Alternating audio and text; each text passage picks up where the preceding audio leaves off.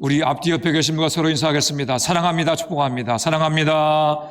축복합니다. 할렐루야. 사랑합니다. 축복합니다. 사랑합니다. 축복합니다. 할렐루야. 감사합니다. 여러분이 배려해 주시고 기도해 주신 덕분에 미국 여행을 잘 다녀왔습니다. 어떤 성도님이 저를 보시더니 목사님 손주 보고 오시더니 얼굴이 환해졌습니다. 그렇게 말씀하시는데 그렇게 봐주셔서 정말 감사를 드립니다. 2주일 동안에 뉴욕 퀸즈에 살고 있는 아들 집에 머물면서 그동안 그리웠던 손자 손녀의 살냄새, 땀냄새를 실컷 맡으며 지냈습니다.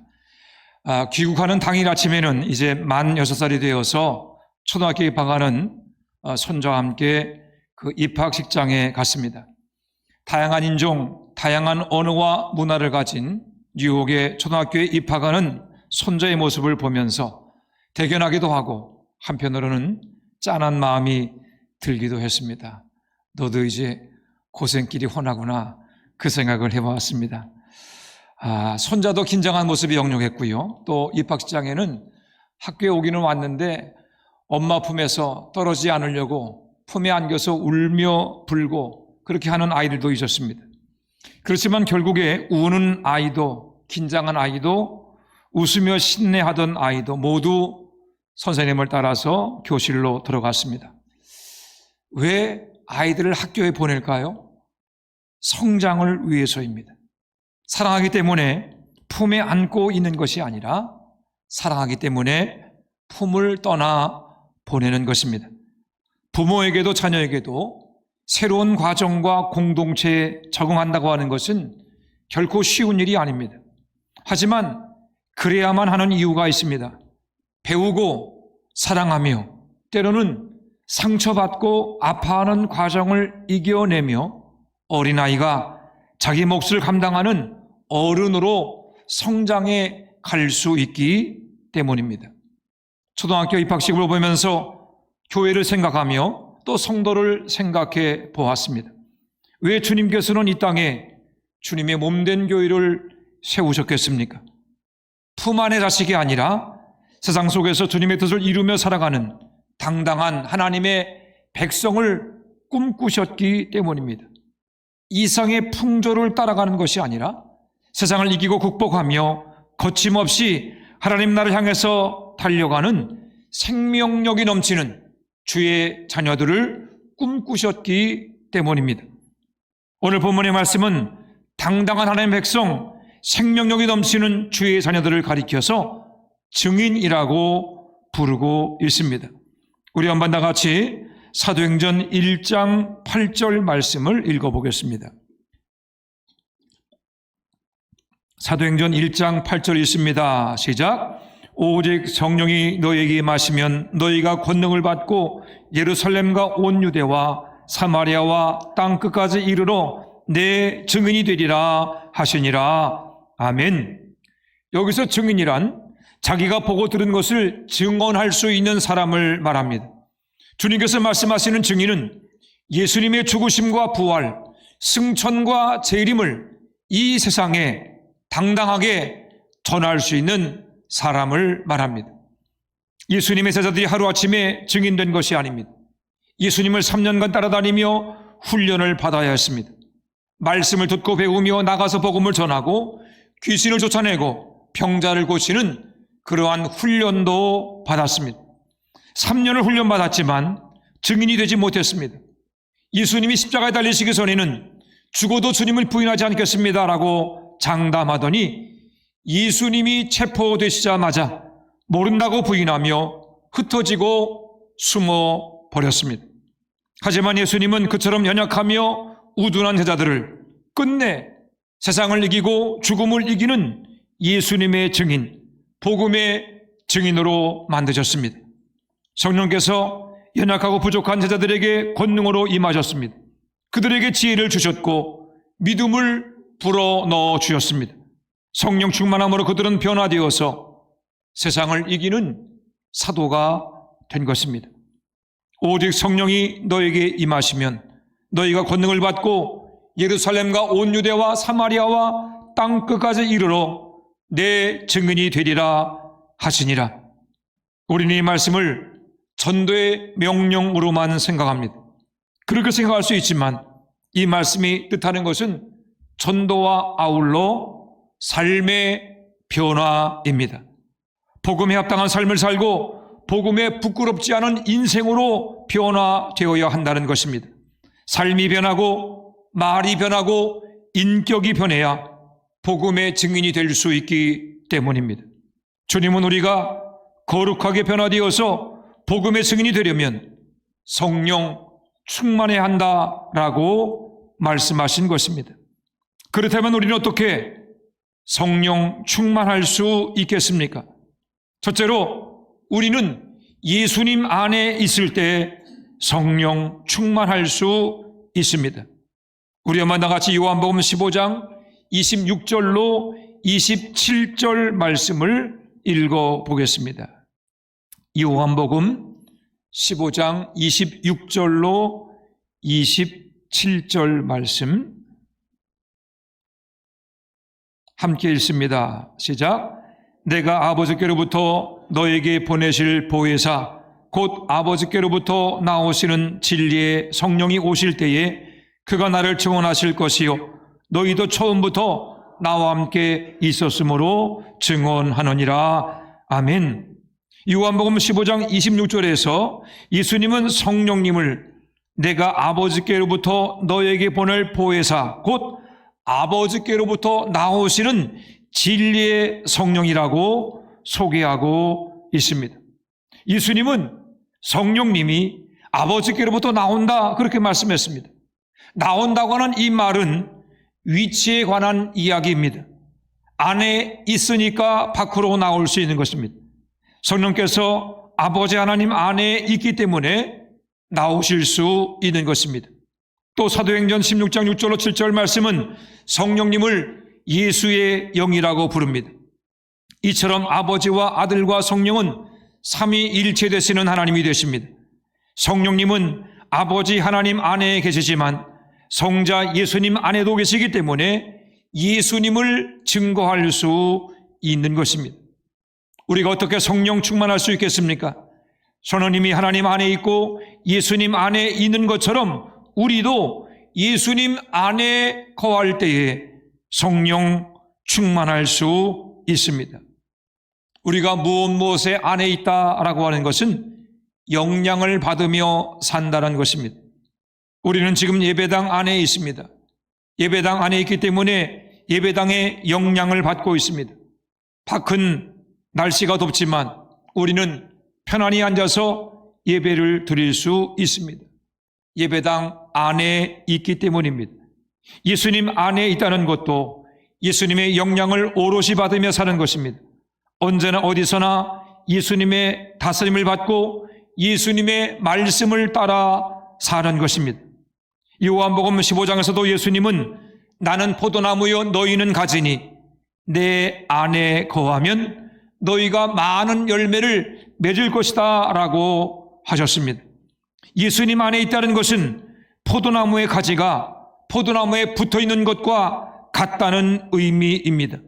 포도나무가 뿌리를 통해서 빨아들인 영양분을 가지로 보내주면 가지는 그 양분을 받으며 자라고 열매를 맺는 것입니다.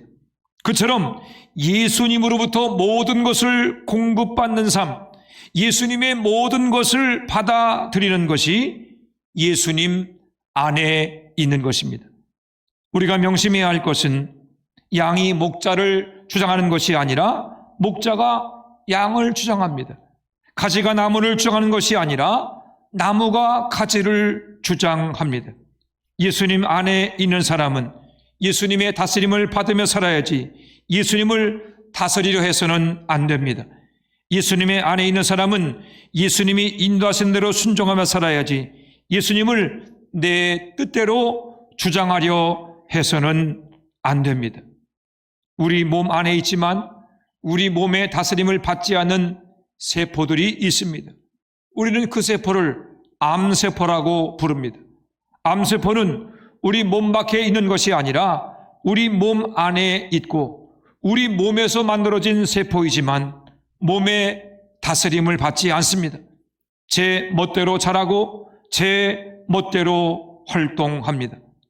내 몸의 세포임에도 제 마음대로 살면 오히려 몸을 상하게 하는 암세포가 되는 것입니다. 한국교회가 가지고 있는 가장 큰 문제 중에 하나는 소견대로 생각대로 하는 것입니다.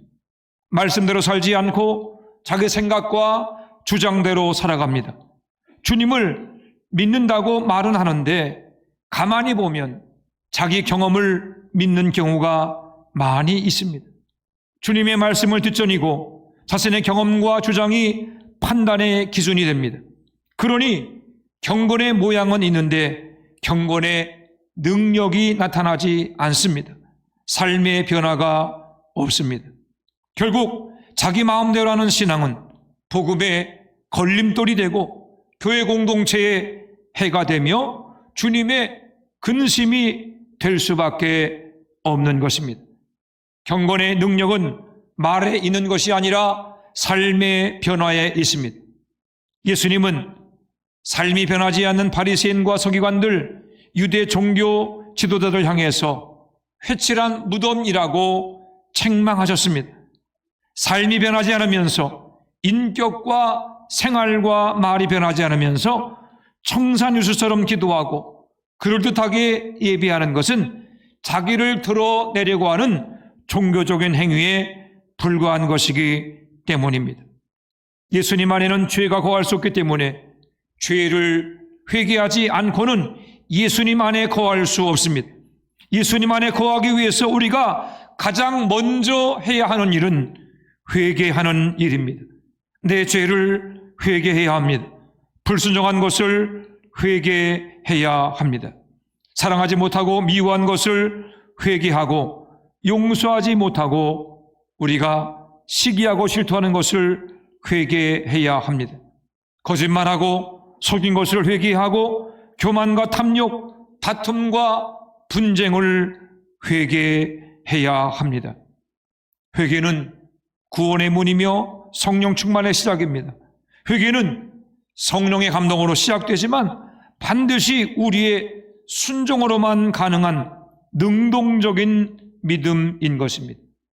나는 가만히 있는데 저절로 되는 회개란 없습니다.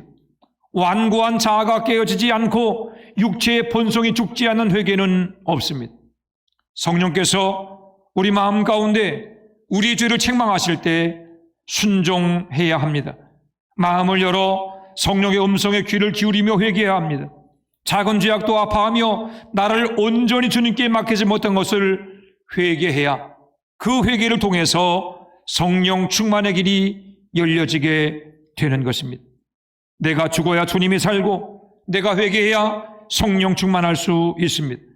죄가 떠나고 죄를 씻어야 성령이 주장하시는 삶, 예수님처럼 변화된 삶, 진정으로 성령 충만한 삶을 살게 되는 것입니다. 예수님 안에 있기 위해서 회개를 소홀히 하지 않는 여러분들 되기를 바랍니다.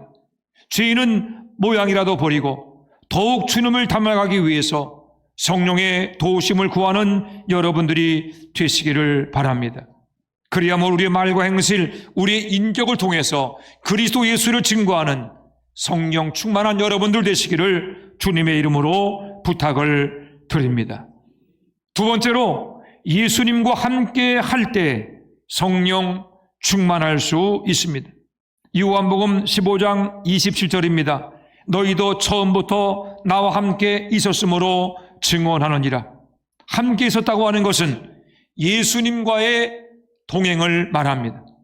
물과 기름처럼 겉도는 동행이 아니라 예수님이 내 안에, 내가 예수님 안에 있는 상호내주의 동행을 말합니다.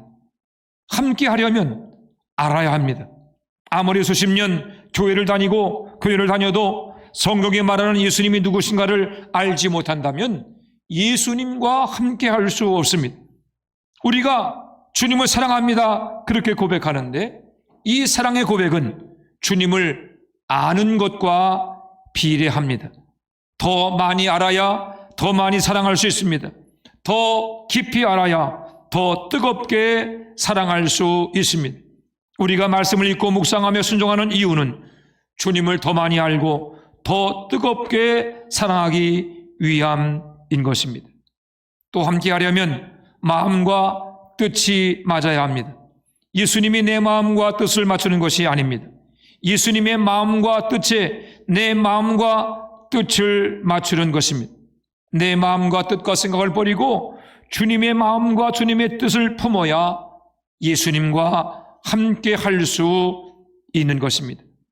예수님이 부활 승천하신 이후에 제자들과 120명 성도들이 마가다락방에 모여서 마음을 같이하여 오로지 기도하기를 힘썼습니다. 그리고 가룟 유다를 대신할 사도를 선출했습니다. 사도의 조건에 대해서 사도행전 1장 22절은 이렇게 말합니다. 항상 우리와 함께 다니던 사람 중에 하나를 세워 우리와 더불어 예수께서 부활하심을 증언할 사람이 되게 하여야 하리라 하거늘. 예수님과 함께하는 사람, 다른 사도들, 성도들과 항상 함께하며 마음을 같이 하고 예수 부활을 증언할 사람 중에서 제비를 뽑아 마띠아를 사도로 선출했습니다. 예수님께 함께한 사람들, 사도들은 어떻게 되었습니까? 사도 요한을 제외하고 모든 제자가 순교자가 되었습니다. 예수님 말씀처럼 자기를 부인하고 날마다 자기 십자가를 지고 주님을 따르다가 주님이 가신 길, 십자가 길로 함께 걸어간 영원한 복음의 증인들이 되었습니다. 교회 기둥, 천국의 자랑이 되었습니다. 사도들의 삶을 보면서 주님과 함께한다는 것이 무엇인가를 깨닫게 됩니다. 예수님과 함께한다는 것은 자기를 버리는 것입니다. 예수님과 함께한다는 것은 내 목숨도 주님께 드리는 것입니다. 나를 버리고 내 생명도 주님을 위해서 버릴 수 있어야 증인이 될 수 있고 그러한 사람이 성령 충만한 사람인 것입니다. 아브라함과 조카 롯이 함께 고향을 떠나갔습니다. 하나님 말씀을 따라갔습니다. 똑같이 믿음의 행진을 시작했지만 아브라함은 믿음의 조상이 되었고 조카 롯은 소돔성이 멸망당할 때 부끄러운 구원을 받았습니다. 시작은 비슷했는데 결과가 달랐던 것은 아브라함은 하나님의 말씀에 순종해서 모든 것을 버렸지만 롯은 자기 생각과 주장, 세상적인 탐욕을 버리지 못했기 때문입니다. 우리도 마찬가지입니다. 똑같이 예수님 믿는 것 같지만 결과가 다를 수 있습니다. 내 생각과 욕심을 버리면 아브라함의 축복을 받을 수 있지만 내 생각과 욕심을 버리지 못하면 롯의 길, 부끄러운 구원의 길로 갈 수밖에 없습니다. 예수님께 부름받은 제자 중에서 베드로도 있고 가룟 유다도 있었습니다. 다른 사람들이 볼 때는 모두가 다 충성된 제자들이었습니다. 시작은 비슷했는데 베드로와 가룟 유다의 결말이 달랐습니다. 베드로는 주님의 예언처럼 교회의 기둥이 되었습니다. 십자가 꿇음에 달려서 순교하는 위대한 사도가 되었습니다. 그러나 가룟 유다는 은 30에 예수님을 팔아먹고 자책하여 스스로 목매달아 죽는 저주받은 인생 결말을 맞았습니다. 왜 이렇게 인생 결말이 달랐습니까? 베드로는 자기를 버렸습니다. 자기 생각과 욕심을 버렸습니다. 하지만 가룟 유다는 자기 생각, 자기 욕심을 버리지 못했습니다. 욕심을 붙잡고 살다가 끝내 주님을 배반한 가장 불행하고 비참한 인생의 표본이 되었습니다. 오늘도 마찬가지입니다. 우리가 다 예수님을 믿는 것 같지만 인생의 결말이 달라질 수 있습니다. 나를 버리고 욕심을 버리면 베드로처럼 주님께 인정받는 복된 결말을 맞을 것이지만 버리지 않으면 욕심에 붙들리면 가룟 유다처럼 비참한 인생 결말을 맞을 수밖에 없습니다. 예수님과 함께 하려면 나를 버리고 세상 욕심을 버려야 합니다. 내 생각과 주장, 내 경험을 버려야 합니다. 버려야 성령 충만할 수 있습니다. 버리고 비워진 그 마음에 성령이 충만히 임하실 수 있고 우리는 주님과 하나 될 수 있는 것입니다. 그렇게 모든 것을 버리고 주님을 따를 때 성령 충만함으로 주님을 닮은 삶의 변화가 일어나고 주님의 증인으로 살아갈 수 있게 될 줄로 믿으시기를 바랍니다. 한국과 미국 뉴욕의 시차는 13 시간입니다. 지금 한국은 오전 11시이지만 미국은 토요일 저녁 10시입니다. 미국 가서 한 주 동안 시차를 적응하느라고 고생을 했습니다. 미국에서 점심때가 되면 정신이 몽롱해지기 시작합니다. 뉴욕의 낮 12시가 한국 시간으로는 밤 11시이기 때문입니다.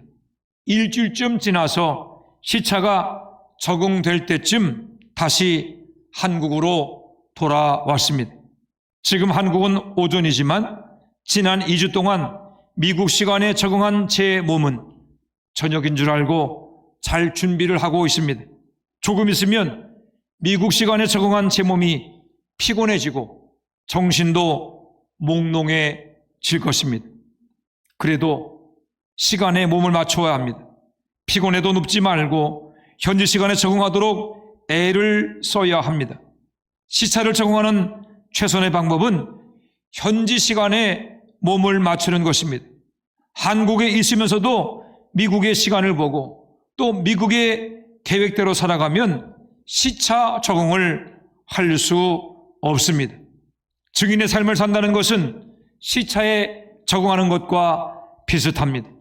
이전의 삶을 버리고 믿음 이후의 삶을 살아가야 합니다. 세상을 따라 살지 말고 말씀을 따라 살고 자기를 주장하지 말고 예수님의 다스림을 받아들여야 합니다. 욕심을 좇지 말고 성령을 쫓아 살고 내 계획을 버리고 나를 향한 주님의 계획을 붙들며 살아가야 합니다. 만일 예수를 믿은 이후에도 세상을 따라 살고 예수를 믿은 이후에도 자기 생각과 주장을 붙들고 살면 절대로 증인의 삶을 살 수 없을 것입니다. 그가 누구일지라도 나를 버리지 않으면 예수님을 닮아가는 삶의 변화는 불가능합니다. 목사, 장로, 권사여도 내 주장과 욕심을 버리지 않는다면 성령 충만한 삶, 예수님을 드러내는 삶을 살 수 없을 것입니다. 시차는 일주일이면 적응되지만 증인의 삶을 사는 것은 평생 적응해야 하는 일입니다. 예수를 믿고 구원받은 이후에도 우린 여전히 죄의 본성을 가진 육체를 입고 살고 있으며 우리를 시험하고 유혹하는 악한 마귀의 도전을 받으며 또 악한 세상 속에서 살아가고 있기 때문입니다. 날마다 나를 쳐서 주의 말씀에 복종해야 합니다. 끊임없이 내 안에서 일어나고 있는 죄의 본성과 죄악의 습관들과 싸워 이겨야 합니다. 바울 사도는 그러한 삶을 날마다 죽는 것이라고 표현했습니다. 예수님을 믿고 증인의 삶을 살려면 날마다 죽어야 합니다. 날마다 죽는 것이 성령 충만이고 날마다 죽는 사람만이 예수님을 닮은 증인의 삶을 살 수 있습니다. 주님께서 우리를 교회로 불러주시고 몸된 교회 지체로 삼아주신 이유는 일평생 증인으로 살아갈 수 있는 능력을 공급해 주시기 위함입니다. 그러므로 우리는 교회 안에 머물면서 말씀을 배워야 합니다. 기도하고 회개하며 성령의 충만함을 받아야 합니다. 성령께서 나를 변화시켜 주시도록 내 생각과 주장, 고집과 교만과 욕심을 끊임없이 잘라내며 끊임없이 버려야 합니다. 한 번으로 되는 것이 아니라 일평생 그렇게 살아가야 합니다. 일평생 주님을 따라갈 때 죄악의 본성에 찌든 우리 인생이 점점 더 주님을 닮아갈 수 있고 마침내 그리스도의 완전에 이를 수 있는 그러한 삶을 살게 될 것입니다. 바라기는 성령께서 우리 모두에게 주님을 따라가며 닮아갈 수 있는 능력을 주시기를 기도드립니다.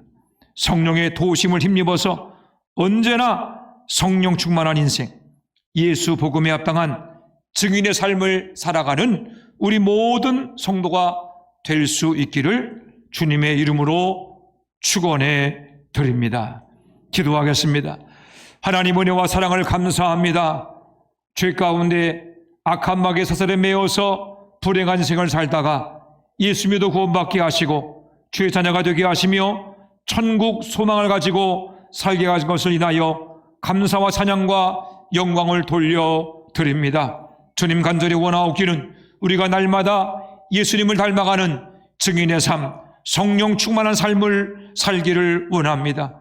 언제나 주님 안에 머무는 저희들 되게 하여 주시옵소서. 주의 말씀에 순종하며 주님의 다스림을 받아 누리는 저희들 되게 하여 주시옵시며 주님과 동행하는 함께하는 인생을 살게 하여 주옵소서. 아버지 하나님, 내 생각과 주장과 고집과 교만과 죄악들을 버리게 하여 주시옵시며 날마다 나를 쳐서 주의 말씀에 순종하며 끊임없이 내 안에서 살아나는 죄의 본성과 죄악의 습관과 싸워 승리할 수 있도록 역사하여 주시옵소서.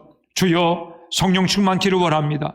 내 힘과 능력으로 죄와 싸워 승리할 수 없음을 우리가 알고 있기에 날마다 성령 충만키를 원하오니 성령님 임재해 주시고 우리 가운데 역사해 주시옵시며 죄와 싸워 승리하는 거룩한 삶, 날마다 그리스도를 닮아가는 증인의 삶을 살게 하여 주시옵소서. 그리함으로 주님을 닮아 변화되어진 거룩한 저희들의 삶을 통해서 예수 복음이 증거되게 하시고 우리 주변에 살지 못하는 많은 사람들에게 복음이 전파되어지는 구원의 불같은 역사가 이루어지게 하여 주옵소서. 감사드리며 예수님의 이름으로 기도해 사옵나이다. 아멘.